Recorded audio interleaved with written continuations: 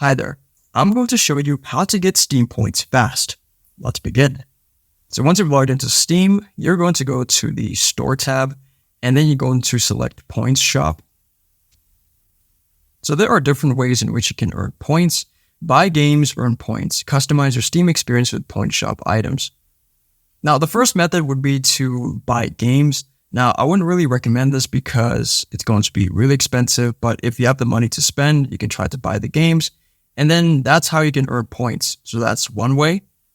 Now, another way to earn points would be to create original community posts such as artworks and so on. By doing this, you're going to earn points. It's a lot easier. But however, you need to create original artwork and original posts so that they have to be yours and nobody else's.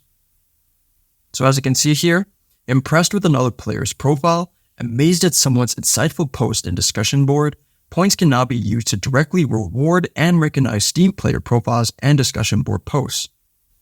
So there you go, give an award, use your Steam points to emphasize this review, and grants the reviewer bonus points. If this video helped you out, then please leave a like and consider subscribing. It's free, and it helps the channel to make more videos like this.